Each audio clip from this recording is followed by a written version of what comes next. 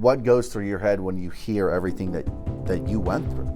Honestly, it's definitely a miracle. Francis Sylvester should not be here. It's a phenomenal story, when we just share it.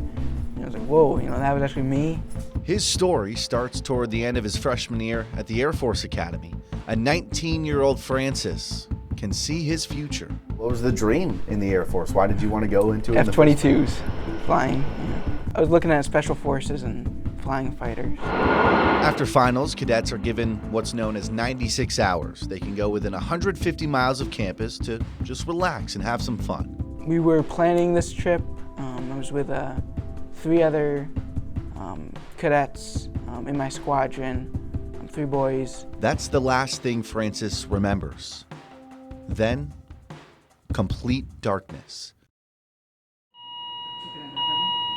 Everything erased until 6 weeks later. Being transferred to the Minneapolis VA. I remember the flight out. It's an Air Force Twin Otter. I'll just throw that out there. So Air Force took care of that.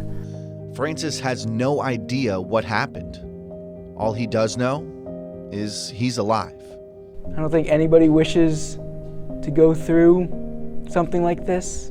The date was May 13th, 2022. Francis and his friends were on that trip they planned, hiking through the hills of Colorado. 6 hours in, the terrain was taken out from underneath him.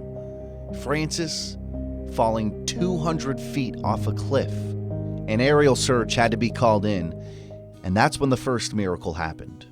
Colin, so one of the cadets I was with, he was in a ski jacket. It's a bright orange coat. So luckily they found it on the first pass. The gentleman, I might get this wrong, I think he's been doing it 8 or 9 years. Never has he found the collar on the first pass. Then, the next miracle. Some of the stories the captain shared, and he was about to radio in, calm it down, we're good, it's just a body recovery. And then I postured. So then it was like, okay, we need to get going. So they thought you were dead? They did. But maybe the biggest one came right before the fall. It just so happened to be Francis's turn to carry the rucksack, filled with 11 cans of Campbell's soup. The pack and the tent really preserved my spine and my neck more than I can imagine. Sounds like Campbell's soup saved your life. Yes, it did. Yeah. Francis went into cardiac arrest 3 different times, once requiring 25 minutes of chest compressions. He spent 2.5 weeks unconscious in the ICU. He suffered a brain injury and broke his femur. So yes, he is alive, but that life will never be the same. I understand life is different. I loved my path I had. I loved the idea, I was gonna go fly fighters. That was my big challenge of, hey, can I make it to pilot training? I think my path can still be just as incredible or more incredible. So open up, come through. Yep. Francis lost half his right leg in the fall. So now he's at Mary Free Bed once a week, learning how to walk with a prosthetic.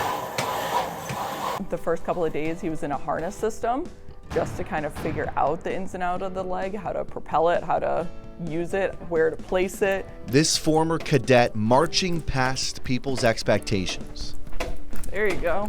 What you're watching is more than just physical therapy. Overcorrected your shoulder, drop the left a little. There you go. You're watching Francis train. Straight through. Because on Saturday, he plans on running in a 5K. See, but you can catch your mistakes now. You can feel when it's like a wrong step, which is important because I'm not stalking you on this 5K. Less than a year after his injury. I can appreciate the fact that this timeline is truly remarkable. Prove to myself that, hey, you still can do everything. This isn't the path Francis chose. It's certainly not the one he expected. He'll never get to live out his dream of flying fighter jets. But one thing Francis will do is never give up.